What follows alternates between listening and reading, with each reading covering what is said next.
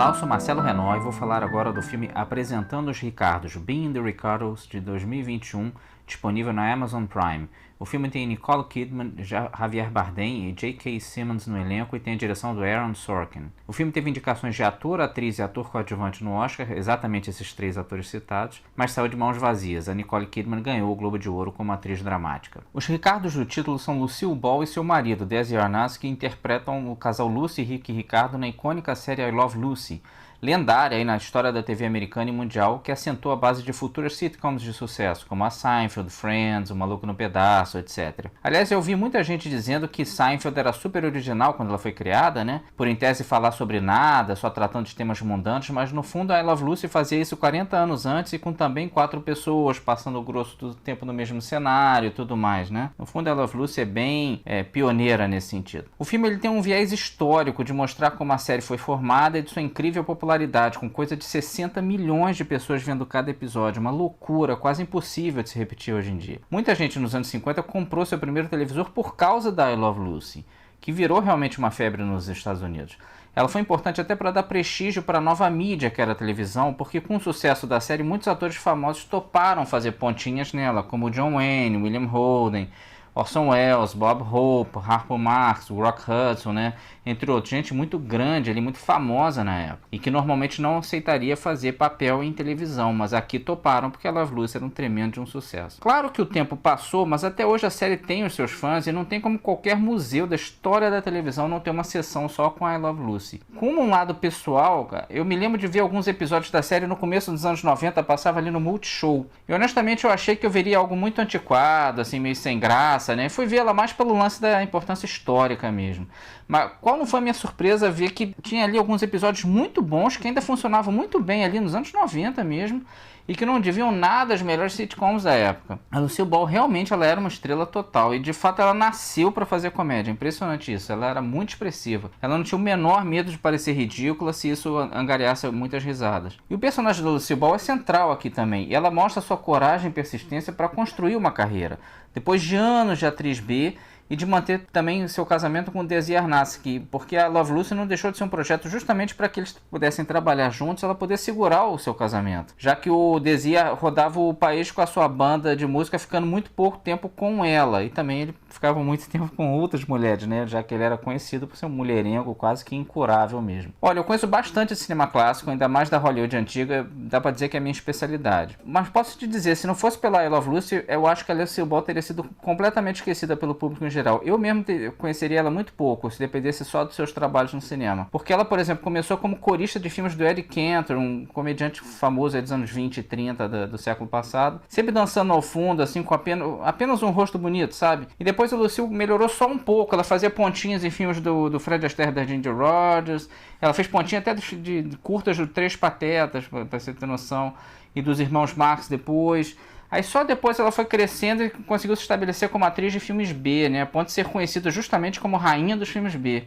E ela tinha toda a pinta de que ela ficaria só nisso no resto da vida. Mas a TV realmente colocou ela no primeiríssimo time com essa fama de não poder sair na rua nos Estados Unidos, né? E tudo por causa, claro, da I Love Lucy. E ironia das ironias, ela também como produtora de sucesso, com a Desilu, que ela formaria com o seu marido, compraria os mesmos estúdios da RKO, onde antes ela só conseguia espaço como atriz B, né? Dá pra dizer que ela teve sua vingança em vida. E como produtora da Desilu, ela bancaria até séries muito famosas como Missão Impossível, Os Intocáveis e a Star Trek também, sendo que essa última não existiria e não continuaria sendo exibida na TV americana se ela não bancasse, mesmo sabendo que ia perder dinheiro como ela realmente perdeu. Então dá pra dizer que a nave Enterprise não continuaria desbravando o espaço com o Spock e o Capitão Kirk se não fosse pela resiliência aí da Lucille Ball. O filme tem um ritmo muito bom e passa rápido, até por concentrar em pouco tempo alguns problemas na vida do casal que na vida real demorariam mais tempo para acontecer.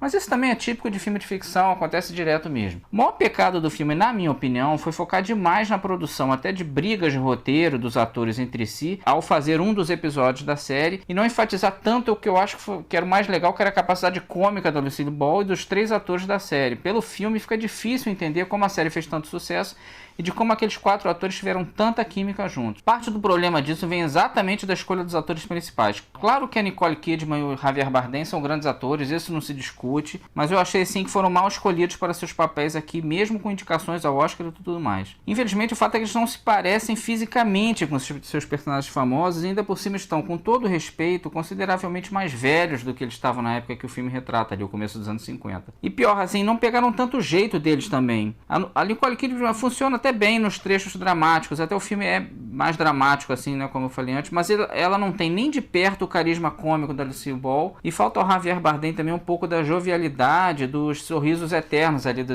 Desi Arnaz, né? O filme funciona porque a história como um todo é interessante, mas seria realmente mais completo com dois atores mais adequados nesse sentido. Essa questão dos atores aqui me lembra muito ao do filme Amadeus, do Milos Forman, uma tremenda obra-prima e um dos grandes filmes dos anos 80. Ali o Milos Forman ficou tentado a colocar o Dustin Hoffman como Mozart. O Dustin Hoffman estava no auge da fama dele, mas ele acabou desistindo da ideia, porque achou que ninguém veria o Mozart no seu filme, mas sim o Dustin Hoffman interpretando o Mozart. Porque realmente a fama às vezes atrapalha, e muitos produtores pensam mais no quanto os atores famosos vão chamar de públicos, que isso realmente acontece. Muita gente vai ver, por exemplo, esse filme aqui porque tem a Nicole Kidman, porque tem o Javier Bardem, nem se importa muito com a história. Então isso acontece, eu entendo sim o lado dos produtores nesse sentido, em termos de dinheiro mesmo, né? Mas acaba que os seus filmes ficam menos verídicos quando isso se torna mais importante do que escolher a pessoa certa para o papel, né? E acho que, por exemplo, foi um tremendo acerto do Milos Forman de escalar o Tom Hulce no seu filme, que era um ator totalmente desconhecido, mas que fez com que todo mundo tivesse uma experiência mais imersiva no filme. E eu lamento um pouco que os produtores desse filme aqui, até os filhos do casal foram produtores aqui também, não tivessem botado também atores menos famosos, mas que se parecessem mais com a Lucille Ball e o Desi Arnaz. Acho que o filme funcionaria melhor, porque eu mesmo reconheço que eu fiquei o tempo todo vendo a Nicole Kidman interpretando a Lucille Ball e o Javier Bardem interpretando Desi Arnaz. Isso não é muito bom, sabe? Mas teve gente sim que aprovou os dois. Eu gosto sempre de mostrar isso, né? Minha opinião não é a única que vale, claro que não. Como até, diga-se de passagem, as indicações do Oscar confirmam, né? No fundo, é uma questão polêmica, teve gente que gostou deles, e entendo totalmente se você que me escuta pensar diferente, faz parte mesmo. De qualquer forma, se você quiser ver a história de forma mais factual, a própria Amazon Prime tem também o documentário Lucy e Desi, de 2022, dirigido pela Amy Poehler. Aqui sim a história é contada direitinha e mostra melhor o antes e depois de I Love Lucy, tanto para Lucille Ball quanto para o Desi Arnaz. Como quase sempre, um documentário sobre um assunto é superior a um filme ficcional do mesmo assunto. Mas é justo dizer que o filme de Aaron Sorkin se concentra em eventos em pouco tempo, e em compensação também os apresenta de forma bastante verídica.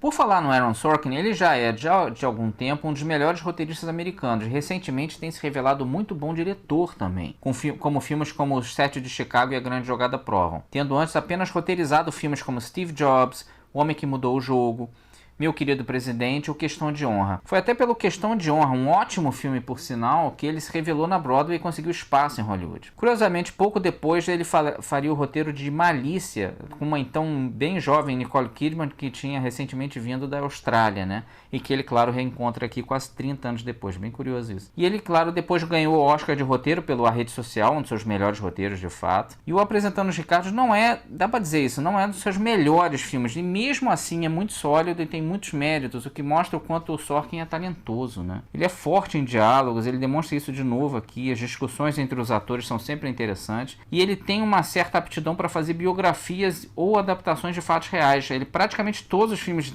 que ele está envolvido tem esse ponto de partida. E dá para dizer, ele é um cara que quando eu vejo o nome dele envolvido num projeto, eu já tenho certa segurança de que eu vou ver um bom filme no mínimo. Quanto aos coadjuvantes, o J.K. Simmons sim mereceu sua indicação. Ele também não é muito parecido com o ator William Frawley, mas ele sim remete a uma certa rabugice do ator da vida real. E é bem bacana que o Simmons por muito tempo parecia que não emplacaria muito na carreira, que seria um ator coadjuvante que todos conheceriam de rosto, mas não de nome. E o filme Whiplash lhe deu um tremendo papel, né? Um Oscar, e o fez subir totalmente de patamar. De lá pra cá a carreira dele decolou. Ele continua coadjuvante, mas com muito mais destaque agora. Então, de certa forma, o Whiplash significou para ele o que I Love Lucy significou para Lucille Ball. Foram os projetos que mudaram suas vidas. E é bom ver isso acontecer com atores, né? Ver suas persistências sendo recompensadas depois de muito tempo. E a Nina Arianda, que também atuou muito bem fechando o quarteto, né? Ela interpreta ali a Vivian Vance e merecia também ter sido lembrada no Oscar, já que todos foram e ela não, né? Sem os atores coadjuvantes, né, nem esse filme aqui e nem o I Love Lucy funcionariam. Essa aqui é a verdade. Em suma, Apresentando os Ricardos é um filme bem gostoso de assistir, ele tem um bom ritmo. Curiosamente, eu acho que ele tende a agradar mais ao público que desconhece I Love Lucy do que aos que se lembram melhor da série antiga.